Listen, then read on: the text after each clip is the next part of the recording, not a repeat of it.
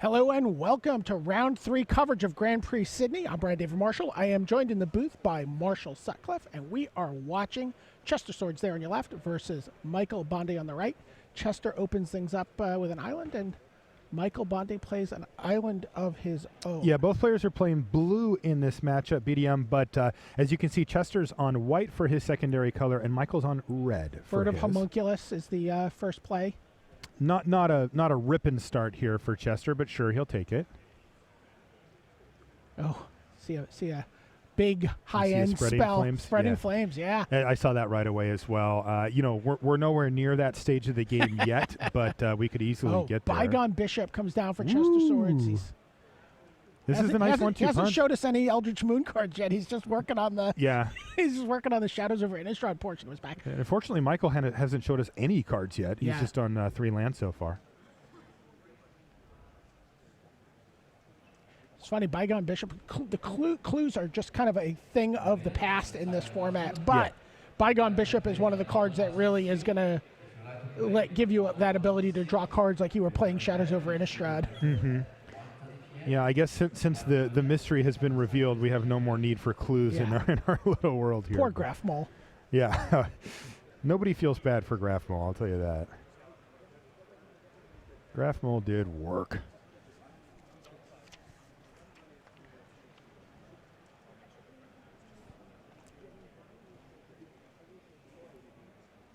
Looks like a Herald there for Chester Swords on end step as well. Michael Bondi still has done Nebelgast Herald. Nebelgast Herald, indeed. And Michael's done nothing. He's nothing so far. This is he's down to 14. He's looking to take a lot more damage here. That also yielded a clue for Chester.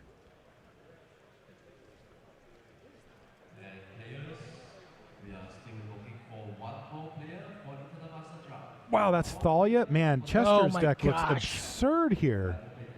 Yeah, this is pretty insane. He's just on all rares all the time. Thalia, Heretic, Cathar comes down.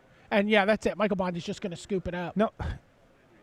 Did Michael literally just not play a spell that game? No, Did he nothing. just neglect to tap lands and play? He played lands for 4 or 5 turns and then said, no. Looks like he's rethinking his strategy of not playing any cards there, and we saw a 7-drop in his hand. No problem for him. Yeah, he did have and a very powerful one. In fact, really good against the strategy that Chester's putting forth here. The problem is that Chester had such a great draw, such a devastatingly great draw that game that he wasn't able to employ that with Michael. Okay, so we're going to take a look in across the feature match area. We see Mark Jacobson versus Louis Deltora. There's a Nahiri, the Harbinger in play.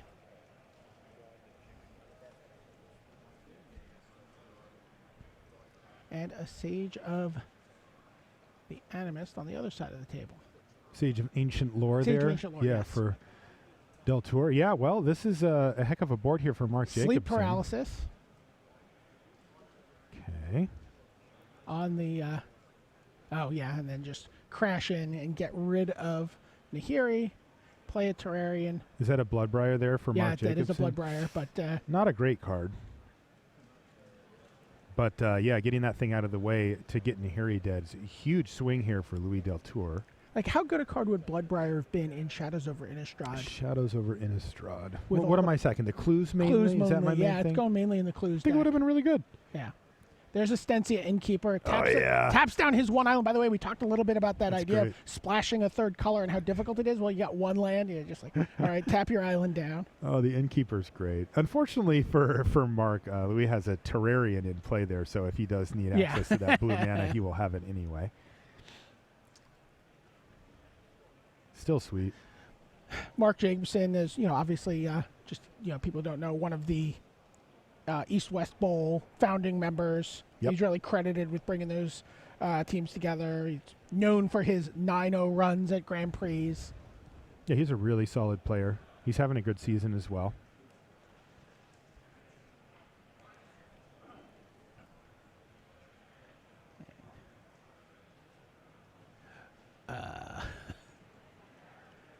We've got a gigantic werewolf there. Just transformed. So yeah, it's power and toughness. Both players' hands. Exactly. So it's somewhere in the 7 to 8 range here.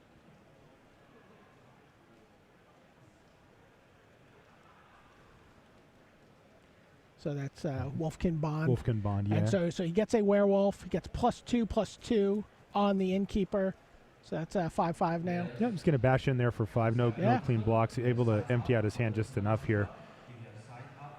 And yeah, getting his hand empty here. There's a Lambholt Pacifist. He's going to transform. Yeah, looks like Terrarian's going to get cracked by Deltora Oh, here. boy. Oh, but wait, Wow. there's more. Pack Guardian, you forgot about him. Yeah, and his wolf friend. And that was 2 spells, apparently. Well, yeah, For Mark. 2 spells for Mark, yeah. Yeah, the Wolfkin Bond and the Pacifist, so it's going to transform that back. Louis Deltora is a new member of Team Eureka, by the way. Oh, wow. Yeah, someone, he's got a couple of 4 Grand Prix top 8s, including a second place at Grand Prix New York. Oh, geez. All right, so we are going to go check back in on our main match, which is Chester Swords versus Michael Bondi. There you see the 2 players. And Furtive Homunculus. And oh, look, it's an ongoing investigation. So we keep seeing a lot of cards from Shadows of Renaissance right here. There's an Exultant Cultist. We also did see that Michael Bondi is splashing for a forest, and this could be part of the reason why he can use the activated ability on ongoing investigation if he'd like to start that engine rolling. We also see one of his Mercurial Geists has decided to show up this game. They are called Mercurial Geists for a reason. Sometimes they they avoid their appointed turn. Oh, well, it's the same draw for Chester Swords. Yeah. There's a Bygone Bishop again. Yeah, 2 into 3.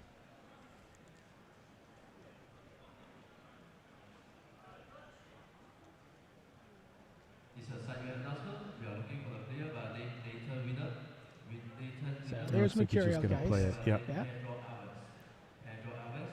Doesn't look too amazing So I like that we on weren't. defense, Yeah, but no.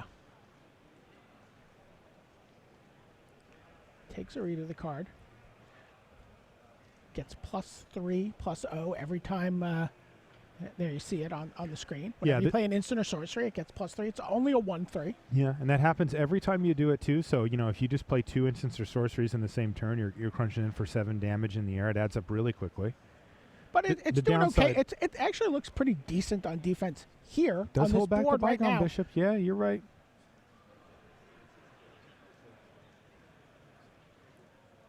It'll also likely be able to attack into the Bygone Bishop. Chester's going to be pretty reluctant to block it. Terrified of a blue-red deck. Yeah, as it sits, Michael may not want to make that play just because Chester's played his 4th land and pass, and he can get destroyed by a few different instant speed removal spells in the format. So he may bide his time here on that. Yeah, and a Nebelgast Herald. Yeah.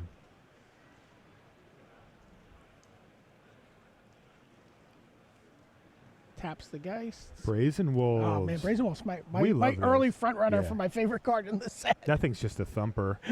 Yeah, it's a 2/3. When it attacks, it gets +2/+0. So if you're an attacking deck, it's effectively a 4/3 for 3 mana, which is a price I would very much be willing to pay for that type of card. And look, And if you're not an blue-red, attacking you're deck, bouncing and pressing for answers, Yeah, or if totally. you're in a black deck and you're just like but also, removing to stuff. complete my thought, if you're not in an aggressive deck, a 2/3 for 3 is okay. Yeah. Right? I'm not getting text messages from BDM saying, check out this 2/3 for 3 I played. But at the same time, it's Here's not a picture of embarrassing. my deck with all Yeah. these- So it's good enough on the defensive end, and it's excellent on offense, and that makes for quite a strong card at common. Tim Willoughby had a lot of success forcing Red Wolves basically He yesterday. was smashing everybody yesterday with that. Yeah, he had basically his game plan was like a bunch of removal spells and Brazen Wolves. It seems fine. And I mean, it definitely got the job done. He was running the tables. Works in both black red and blue red. Or mono red or red white or yeah, I think that's just a good card. See an inner struggle kind of looming in hand for Michael Bondi.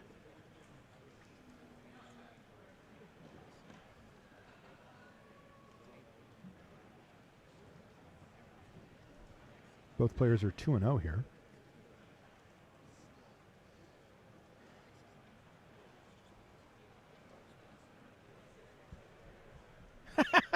and an ongoing investigation Really? for Chester swords.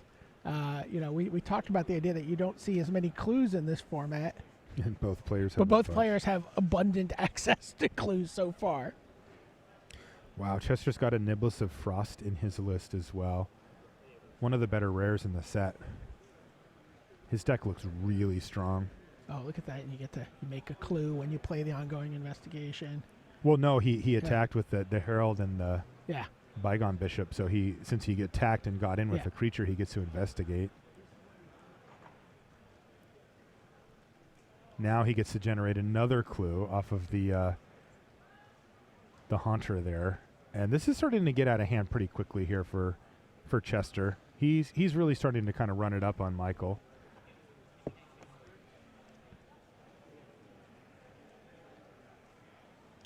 It's just, Tattered Haunter. All right, and Michael, this is interesting, BDM. It looks like he feels like, well, I'm not going to win this race, so let's start jamming. He's going to play an Ember Eye Wolf. And in come the wolves. Yeah. Or not. He's like, oh, maybe he'll block my Exultant Cultist that'll die. Yep. Remember, they both have ongoing investigations, so if it does become a race where they're actually hitting each other with creatures, this is one way that Michael could try to catch up on the cards game, because Chester's got 3 clues just sitting there waiting to be cracked.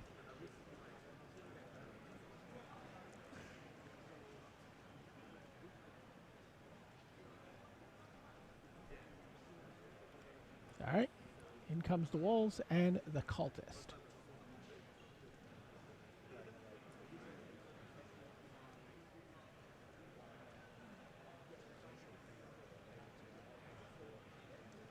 Do you trade here, Marshall? Chester doesn't want to, but taking 6 damage is one way that this game could start to slip away from him. Yeah, he's going to take it. He's going to give Michael a clue here.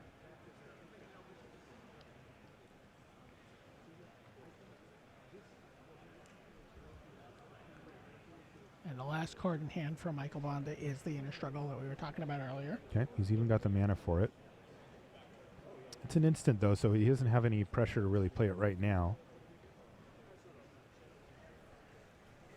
By the way, this is kind of a big tournament for Chester Swords because he's chasing silver. There's a Pro Tour in Australia next week, and he's an Australian player. And he gets silver, he qualifies for next week's Pro Tour. Wow. Yeah, he's on Really? he's on 14 points. Oh, man, that's insane. Also, honestly, just players from the Australian region, New Zealand, Australia, getting that many pro points is really tough unless you're willing to sit on some seriously long airline flights. So this is a big deal for Chester. That's really impressive.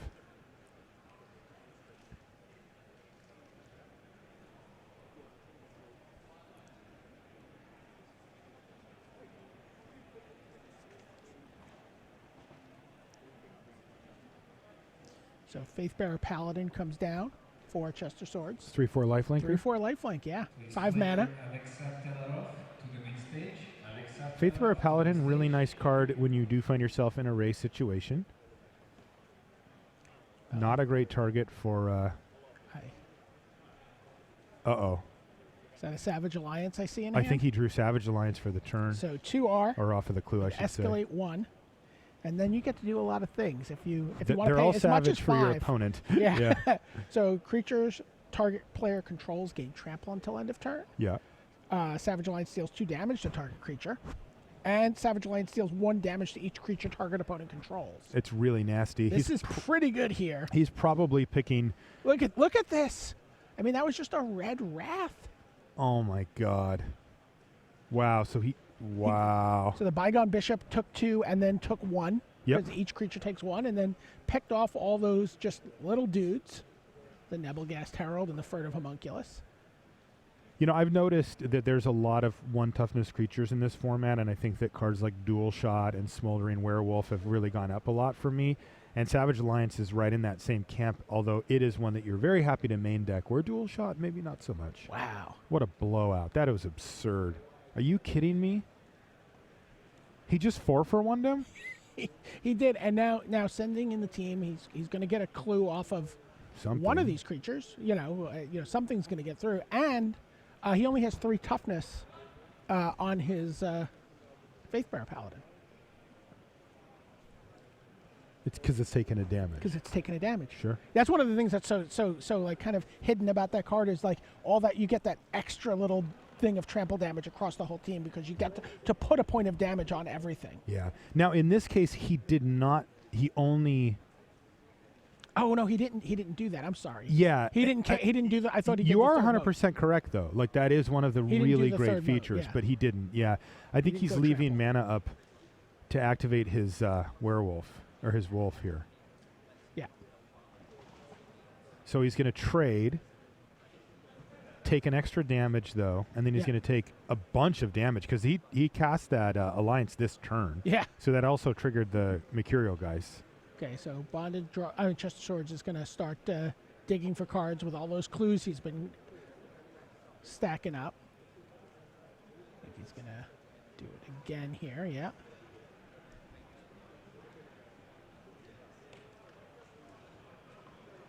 Wow, that was truly it's truly Savage Alliance. I mean, he just... That was probably game. Like, that one turn was probably just the game ender. I mean, that was a crushing blow to Chester Swords here. Okay, here comes the team. Pump the heck out of my Ember Eye Wolf. What do you got?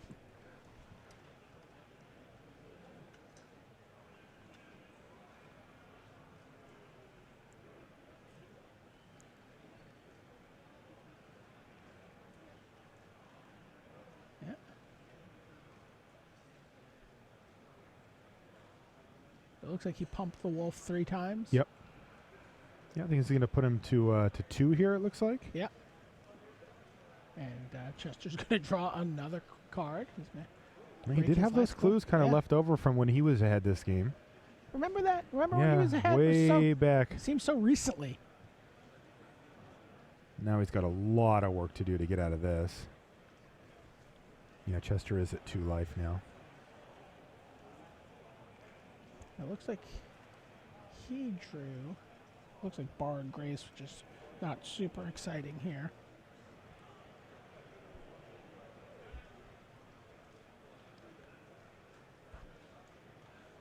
Not quite ready to throw in the towel. He may have another Paladin there. There you get a look at Chester.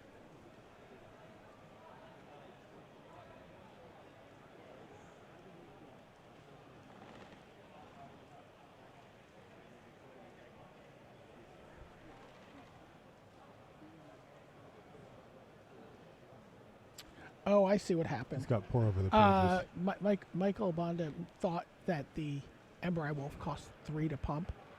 Oh. And so he said pump twice instead of 3 times. Awkward. And had mana floating. Really? Yeah. That's what I'm hearing from the floor. Okay. That's awkward. Yeah. It likely won't punish him. Pour Over the Pages for Chester here. Yeah. So untaps 2 lands. After he draws 3 cards, now he's going to... Looks like he was thinking about discarding that Faithbearer Paladin. Discards the Borrowed Grace instead. And then, plays the Paladin.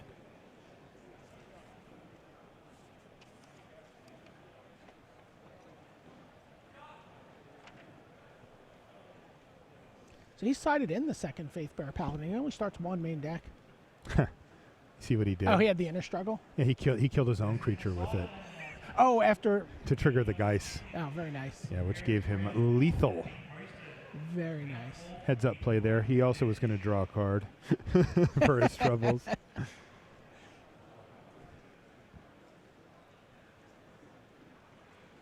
All right, so we're going to get a game 3 here in round 3 of Grand Prix Sydney. I got to give the nod to Chester here still. Michael... leaning on that Savage Alliance was able to pull the victory out. Hey, you got a 4-for-1 off of it. But if he doesn't have that card and he has to, even if he has like a good removal spell that kills 1 creature or whatever, I think Chester wins that game pretty handily. But Chester, his deck is very susceptible. And I think that over the course of the day, if we checked in with Chester later, he is going to find that a lot of his creatures are dying to sort of incidental effects because he does have so many 1 toughness creatures. How does Savage Alliance stack up against like the rare Escalate cards? Oh, Like it feels like it holds its own. I mean, it seems like such the Collective Defiance and that type of Yeah. card. I would say it's on par. Yeah. Yeah, like I think if I opened a pack and it had Savage Alliance and Collective Defiance, let's see. So Defiance, let's see, does 4 to a creature, 3 to a player, and then you can do the thing where target player discards their hand and draws that many cards. It's a really good card. Is it better than Savage Alliance? It's probably a little better, but Savage Alliance, like in this position, for example, Savage Alliance was much better. Like Bondi was able to get a 4-for-1 that he would not have been able to get with Collective Defiance. So situationally, it can be worse. They're probably pretty close. They're both excellent, by the way. Yeah. Like both. Oh, yeah, first yeah, pickable. yeah. You're not other than the fact that you're passing a red card, you're not unhappy with either.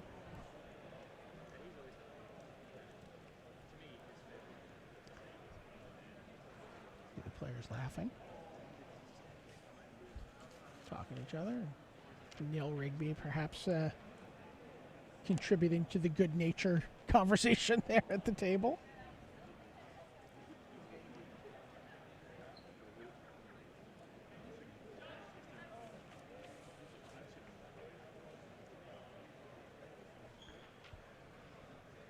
Furtive Homunculus, not a card you see No, often. it's not very good. Yeah, is that now? You talked a little bit about the idea of keeping your deck pretty strictly 2 colors in this format. Do you think that that's the kind of card that gets into your deck because you're like, well, I might have a better card in a 3rd color, but because the mana fixing's so scarce in That's this format, exactly it. that Yeah. I'm going to suddenly, put Furtive Homunculus in the game? Yeah, I mean that's a totally legit reason to put it in your deck. The other thing that you'll see is to put a card like that in for curve considerations. Yeah. Where your mana curve, you just don't have anything to do on turn 2, and that's a pretty bad spot to be in sealed. Right. You don't really get your choice as you'd like, and what that means is that sometimes you have to play cards that are a little bit below the power level that you'd prefer. I mean, I love Field Creeper in this set. Yeah, it's all right. I mean, if you're trying to get Delirium, the hard part is figuring out how important Delirium actually is in the new environment, and I think it's less important than it was. I think I just love graveyard stuff so much. I just start from this default position that graveyard matters, that Delirium's going to be super important, but it hasn't come up for me yet practically in the number of times I've played. So Fill my graveyard and figure out the rest later. Yeah. The Rashad Miller approach. He considers those drawn cards, the Field Creeper dies, and it's like... Okay, so we're going back over to Mark Jacobson versus Louis Deltora here. Mark Jacobson up a game, but things looking pretty good here for Louis Deltora. Yeah, not too bad. Noose Constrictor, Yeah, he's got Lone Dryad, a little bit of a motley crew. Yeah, Stoic Builder. Stoic Builder, yeah. This is not an amazing setup here, but it's a foul emissary for Mark Jacobson. Finds him a Stencia Innkeeper. Yeah, the ideal thing to find, of course, is an emerge creature with foul emissary. Oh, yes. But he may have one in his hand for starters.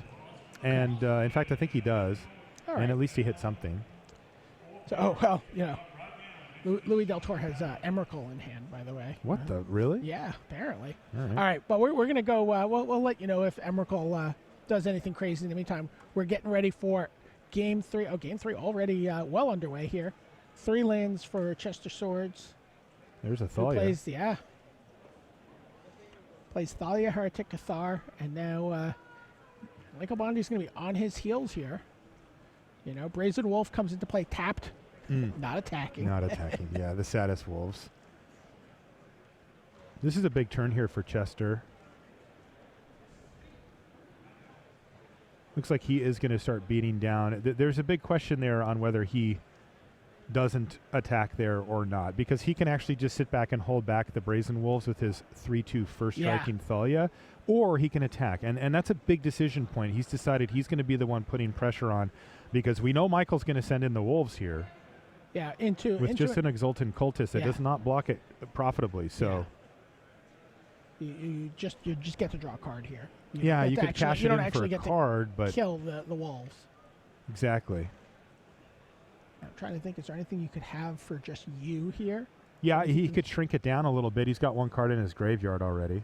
Okay, and look, here we're going to see... Savage Alliance. Wow, Savage Alliance just, this is the flexibility of the Escalate cards. He's like, you know what, I just need to kill that. Yeah. Yeah, he's going to do 2 damage to Thalia. Well, There's nothing wrong with that. He also only has 3 lands. Mm-hmm. But I mean, that's great. Like, yeah. All right. 5th mana for Chester Swords. All right, Cultist. Hey. Yeah. You know the old get you saying, 2. if you're not going to block, Yeah. ship him in there. There's a Selfless Spirit. God, another rare on color for Chester Yeah. Swords. And it's even in the theme that he wants with the spirits and the flyers and all that kind of thing. Yeah, this is going to be tough for Michael. He's fallen behind on land significantly, having missed his land drop again here, BDM, and all he can come up with is an Exultant Cultist. Which trades with the Exultant Cultist. He's going to try, yeah. I mean, he wants to hit a card so he can keep hitting his land drops here. He does. He does find land number 4. Okay. Which means he's going to be able to play a Mercurial Geist next turn, which he has in hand. Pretty good against the board he's facing here. Or you just equipped it up. Okay, well, it's a little less good now.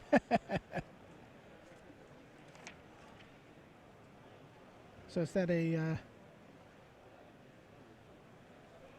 think it's a Cultist Staff down there. Again, a sideboarded... +2/+2. Yeah, he did not main deck that, did he? No.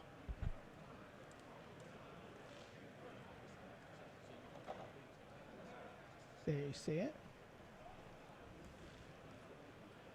Ongoing investigation. Attack. Get in for 4. This could be a real thing. Chunk. He is winning this race. Look at the life totals. Yeah, Chester falls to 8. But he's gonna drop Michael to 9 here. He's got to have a play here, though. It's 4 mana. Oh, he's got sleep paralysis. That's for the really rolls. good That's here. Great. Wow. That's super tough for Michael because, his card draw engine just got shut off, at least for the time being. Also his damage engine. All right, draws a green source. He did. He find his 1 forest. Oh, that's interesting. He's already got 1 creature in his graveyard. Yeah, the race has just gotten a little bit different. Yeah, now he can activate his ongoing investigation there, start gaining some life, investigating even more, kind of get this chain rolling. Oh, wow. This is a good way to punish. That's a Lashweed Lurker there for Michael. Wow. Wow, what a blowout. He's going to put the Spirit back on top of Chester's library here, BDM, which also, of course, nullifies that equip cost, that he's dumped all that mana into. What a beating. And plays a Neonate.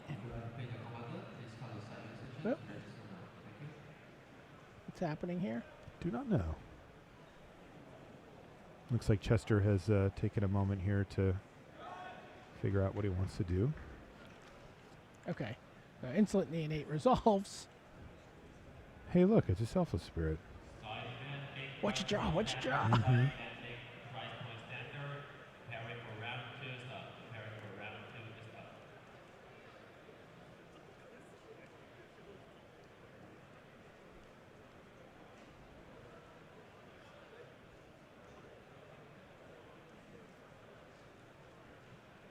Oh, did he actually end up sacking it, BDM? Yes. That's what I was wondering. So So I missed him put it in the graveyard. Yeah. So Chester decided he didn't want to draw that again. Yeah, he just didn't want to draw a mediocre 2-drop at this point in the game. It's a good card, but it's not going to get the job done against the board state he's facing. So he decided just to sack it to draw another card. You do what you got to do. Turning your opponent's Lashweed Lurker into a destroy target creature isn't normally on that list, but hey, Chester wisely looking ahead and seeing, look, I just don't want to draw this card, so he just got rid of it instead. He must have something in his deck that he can draw to get him out of this, though. We saw the Niblis of Frost earlier.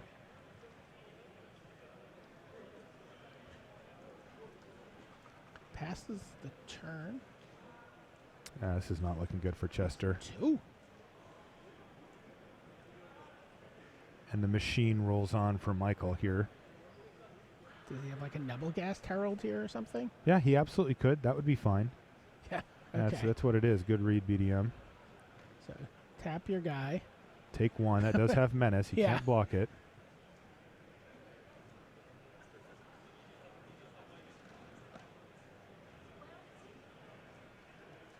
There you get a look at the Herald. And so if he had another spirit, if he had another, flash spirit, Mm-hmm. he could actually, tap two things, following. Yeah. Have you ever gone Herald into Herald yet? No. Yeah.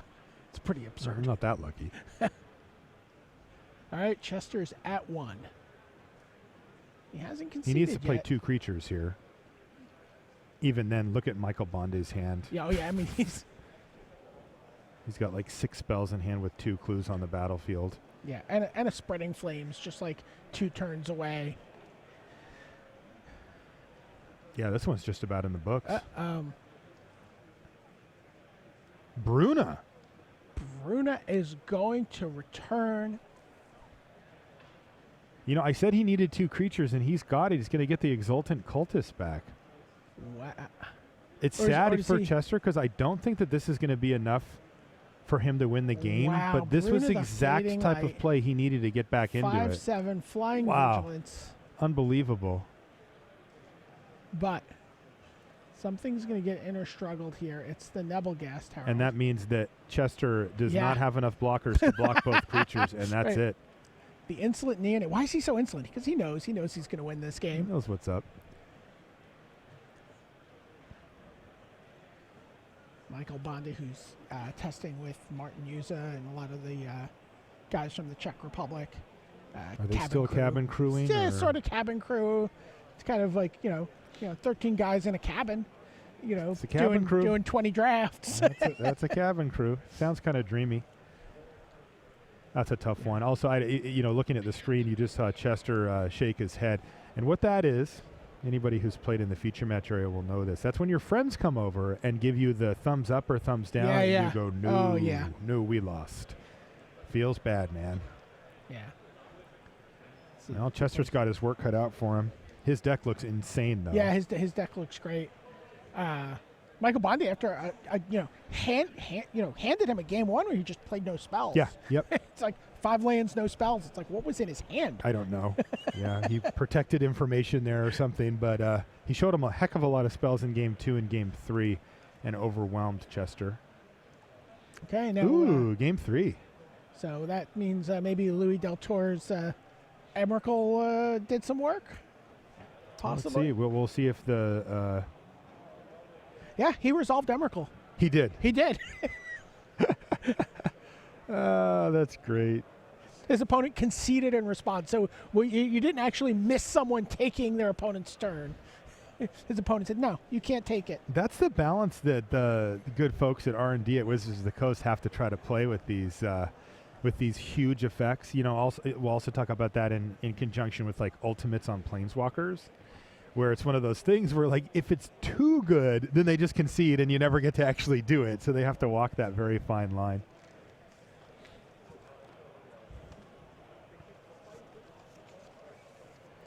So what else is going on in Louis Deltour's deck besides Emrakul? So and Louis is Stoic Builder? playing black-green. He's also playing a woodland stream and a warped landscape as well as an island, so he's splashing for blue. I'll figure out. Wow. He's actually splashing for a sleep paralysis. Interesting. Yeah, he's got a Loam Dryad to help him along the way. Wow, his deck does not look great, I'll be honest. It is. He's got some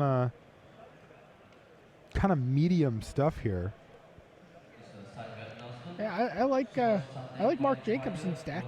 He's also splashing though. He's red green, splashing white for Nahiri the Harbinger. Mm-hmm. Oh, I figured it out. Did you?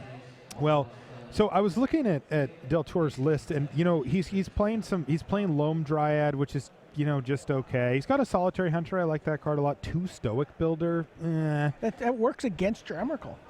Yeah, it can. He is playing a Vessel of Nascency, which helps him back out along that line. But again, these aren't. He's playing cards like he's got a couple of Midnight Scavengers, which are okay, right? Yeah. Like these are all cards you can play, but you're, a Skurstag Supplicant. Okay, sure. A Wailing Ghoul, that's the mill one. Yeah. These cards are okay. But then I started looking, and he's got Emrakul, we know that. He's also got a Decimator of the Provinces in his deck. So when you have a Decimator of the Provinces in your deck, you do not care what your creatures look like as long as you have enough of them. Yeah, absolutely. So things get started with a Terrarian for Louis Deltora. Which, by the way, is a nice way to get an artifact in the graveyard and help look at this. get Emrakul down. That's a grapple with the pass? Yeah, he grapples with the pass. Oh, no, his Murder went away, though, although there's no swamps inside, it looks like. Yeah, he's going to take a mountain with the grapple with the pass. That's a Wait, pretty why is there a mountain in his deck? I don't actually know what the mountain's for. Let me look. Let me see if I can find the sideboard card that he would Stoic bring Builder gets another land back.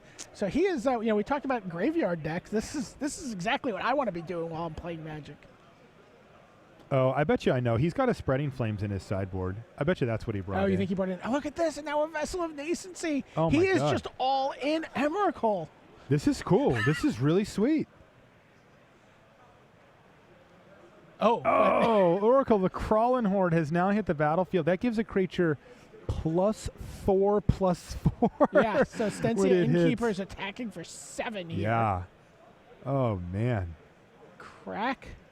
Talk about a savage alliance. Yeah. Werewolves and vampires fighting together. All right, he cracks his Vessel of Nascency. He's trying to decide what he wants to take. This here. is what Mark has to do, though, right? Like, he's got to punish Louis for playing all these cards that kind of dirtle around. Oh, look, I got a Vessel and a Terrarian and a Stoic Builder, right? Like, Mark has to kind of just smash him while he's dirtling around with these cards.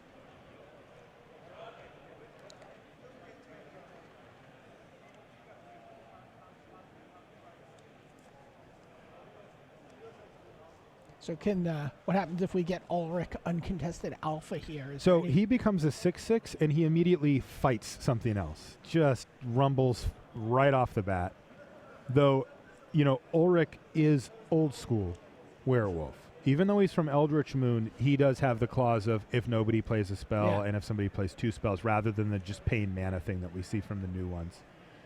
The infected werewolves, or however you want to put it.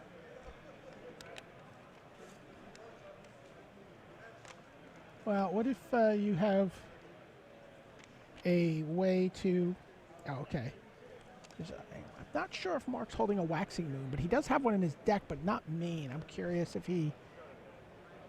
Wow, he doesn't need it here. Ulrich is going to just transform right now, BDM. Punch a Stoic Builder. Nice log. Stoic Builder just takes it, to be fair. He's like, true. yeah, whatever. Yeah. Oh, and interestingly, Louis gets it back immediately with Midnight Scavengers. Yeah, but he still has a 6/6 to deal with here. Also, it's of note that if Ulrich transforms back into Ulrich of the Crawling Horde, that +4/+4 happens again. Yeah. He can kind of do the dance. Oh, yeah, he doesn't have a Waxing Moon. Okay. No, I don't think he needs one. No. Like, he's got a clean attack right here. It's only 5 power that Louis can put together. Last call for Modern Master Seal.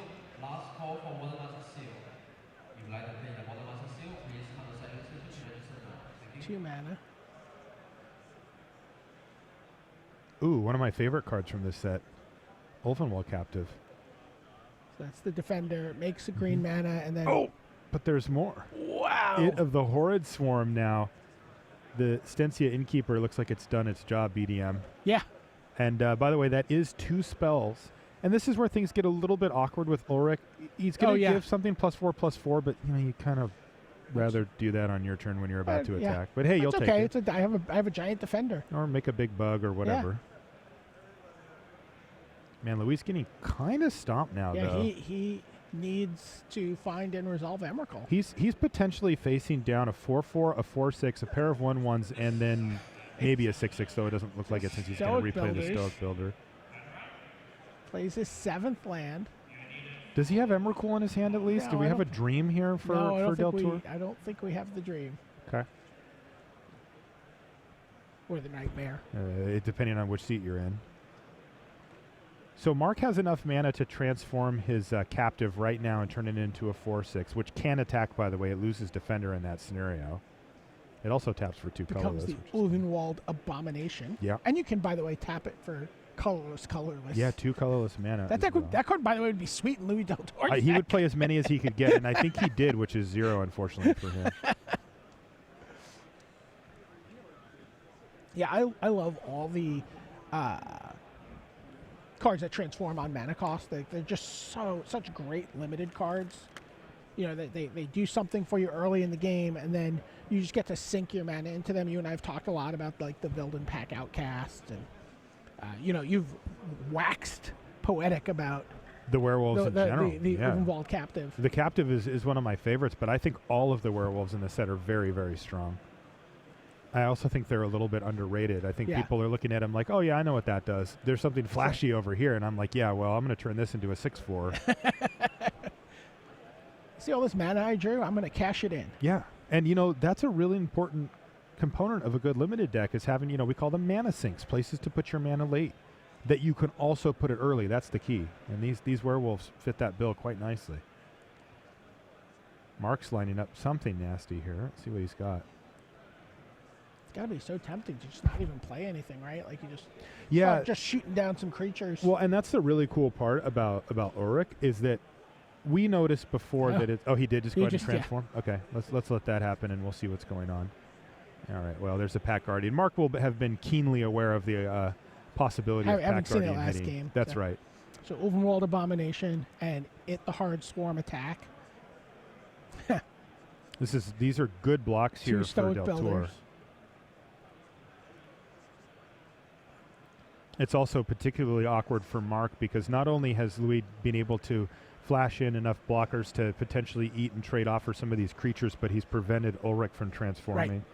And, you know, one of the cool parts about Ulrich is that you can just pass the turn, and if your opponent doesn't play anything, he just gets to eat a creature. Yeah. Because he's a 6/6. Like, he's going to fight something. And then puts the remaining 3 creatures in front of... All right. Yeah, that turned out beautifully for Deltora. Look at his board after all that. I mean, he traded a Stoic Builder that had already died, came back, and bought back 2 lands for a 4/4. But he really needs to figure out a way to deal with Ulrich, because ultimately that card is just going to... Oh, look at the... Wow, Louis is on the full grind here. This is just downright impressive. This is the you and Rashad deck absolutely defined. This is absurd. So another Stoic Builder. That's another turn also that Ulrich's not going to transform. That's right. But Mark's down to 1 card here. So, 2 cards. One's a land. He's going to pass. He's going to let the card flip over. He's going to eat probably a Midnight Scavenger. Scavenger. 3/3. I mean, the thing is, Louis has been able to really kind of generate a lot of virtual and actual card advantage. Yeah. Oh, buddy. Yeah. I think you already attacked. Ow. Mark has no wish to rumble. And it looks like a backwoods survivalist now for Louis. I like that card. It's good. I wonder if he has Delirium. I would assume it based on all the action, but he has pulled a bunch of cards out of there. But I know he's got creature, land, artifact, so he just needs an instant sorcery, planeswalker, something like that in there. And if he does, the survivalists are 5/4 tramplers for 4 mana. I think Louis is trying to remind himself. Yeah, he's going to keep him off of... He's just got to tap that for mana. Second black. There's a Primal Druid. Yeah, not great. Yeah. That's going to... Ulrich's going to transform back. Oh, that was Emrakul off the top, idiot. All right, and the count begins. He's got found his 9, towel. 10, 11, 12, 13, and he played Emrakul. Oh, did you see him slam it on the table, BDM? Just boom. So what's going to happen now is Mark doesn't get to take his next turn. Deltora is going to take it for him, and then Mark gets a turn after that if he's still alive. Okay. So he's given himself a clue. All right, now what we're seeing is Deltora taking Mark's turn. It says you control target player during their next turn. So the hand is 2 lands. He's going to sack the clue, draw a card. It's grapple with the past. He's going to grapple. I think he can maybe fail to find here, too, and just throw these cards in the graveyard. Oh, no, he decided to find a land. That might not have been an option for him either. I actually haven't seen that happen yet. Finally attacks with everybody. Okay, so this is going to get ugly. So Ulrich, Oh! and the game just degenerates into a big, ugly mess as Louis Deltora casts Emrakul, takes his opponent's turn. His opponent lets him. He's like, sure, but no, done. You're done. You can't play with my cards anymore. And he just takes him back. Clearly a genius. And he did bring in the Spreading Flames. I had the read on that one. He's got a lot of decent red cards, but that was the one that seemed most splashable. Right. And he's probably explaining this to Mark right now. I love Louis Deltora's deck. That's kind of what I want to do while I'm visiting Innistrad. Okay. Grind it out. Oh, yeah. How many Stoic Builders did he cast? I think he cast it 4 times, and I think 3 times for value. Wow. That was just, that was super exciting. We are going to be back with Tim Willoughby and Frank Karsten as they give us the other match from here in round 3 coming up right after this.